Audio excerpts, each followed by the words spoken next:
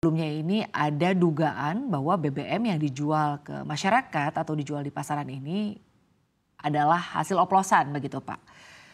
Sementara kalau kita lihat dari dokumen yang dirilis Kementerian Energi Sumber Daya Mineral ini ya Pak ya, Kementerian Energi dan Sumber Daya Mineral, kita lihat blending adalah salah satu proses perbaikan mutu BBM dengan mencampurkan beberapa BBM yang memiliki karakteristik berbeda maksud kami, sehingga didapatkan BBM hasil blending yang sesuai untuk nanti kemudian dijual ke pasaran. Pak, saya ingin menanyakan terlebih dahulu, ini sebetulnya perbedaan blending dan juga oplosan menurut pandangan Anda ini seperti apa Pak Tri?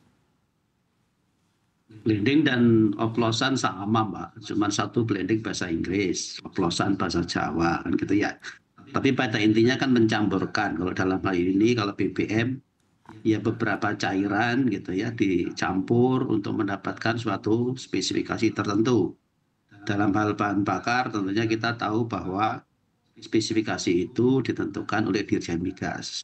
Jadi kalau BBM itu belum sesuai dengan spesifikasi Dirjen Migas, mestinya tidak bisa dijual Mbak, karena tidak sesuai dengan spesifikasinya. Nah, pencampuran itu biasanya dilakukan di kilang. Kenapa?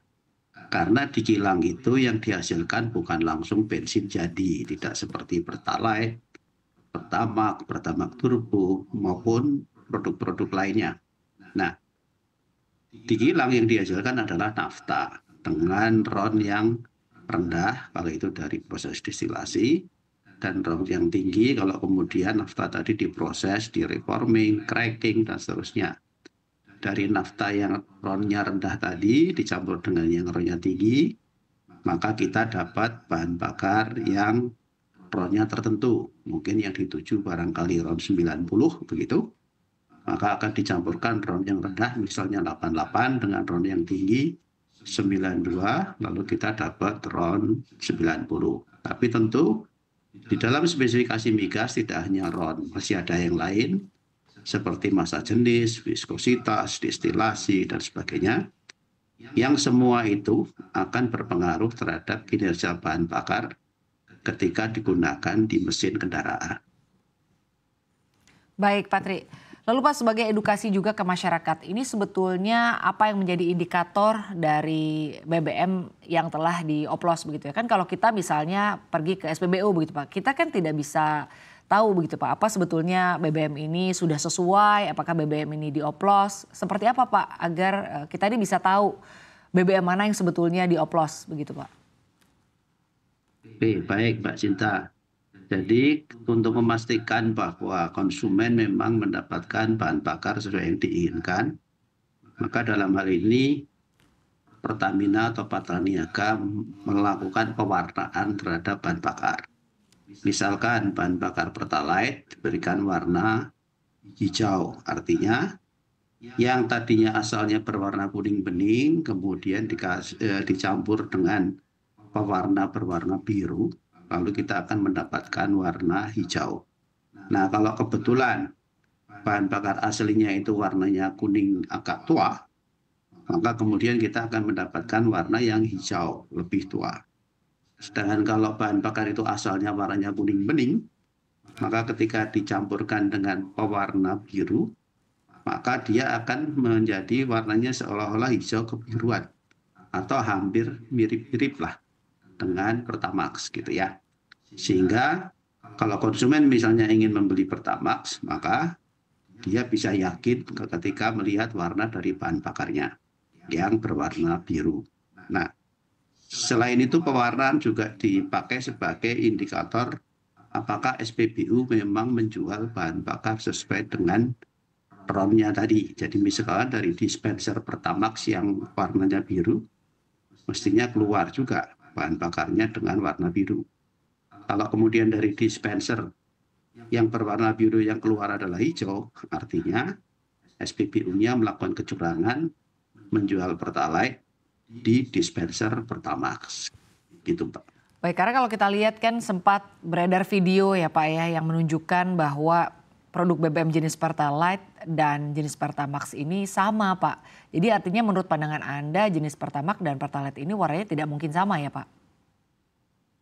Ya, kadang-kadang ya itu Mbak, ketika Pertalite bahan dasarnya itu warnanya kuning muda, maka ketika dicampur dengan pewarna yang berwarna biru, maka kita akan mendapatkan bahan bakar yang hijau kebiruan.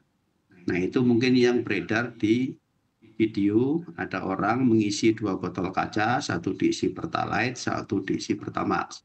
Dan keduanya tampak mirip, gitu ya. Tapi warna itu sebetulnya hanya memberikan indikasi saja, Mbak. Tapi tidak menentukan kualitas BBM-nya. Nah, kualitas BBM-nya di mana mengawasinya?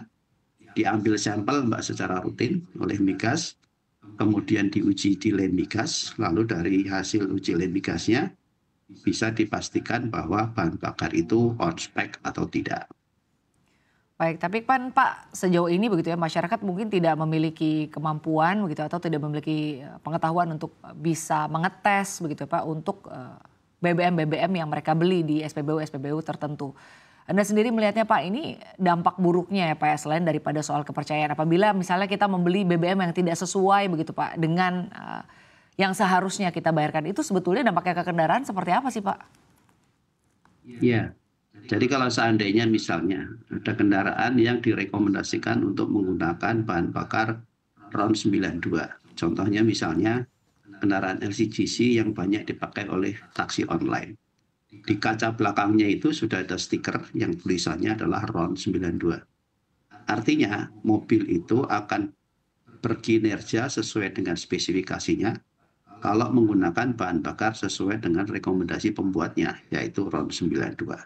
Nah, ketika kemudian mobil itu diisi dengan bahan bakar RON 90, maka kinerjanya tidak akan sesuai dengan yang dijanjikan oleh pembuatnya. Contoh, mobil LCGC atau low cost green car, maka tidak menjadi green car ketika dia diisi dengan RON 90.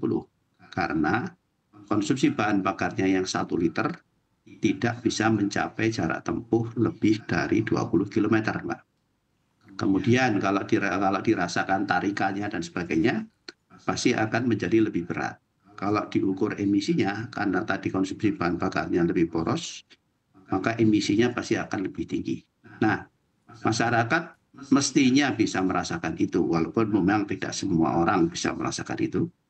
Tetapi kalau misalkan kendaraannya biasa diisi Pertamax, kemudian ternyata yang didapatkan adalah Pertalite, tentu akan dirasakan hal-hal seperti tadi, Pak. Tarikannya berat, konsumsi bahan bakarnya yang seharusnya biasanya mungkin bisa bertahan untuk operasi 5 hari, mungkin menjadi tinggal 4 hari saja gitu ya. Karena bahan bakarnya tidak sesuai dengan settingan kendaraan.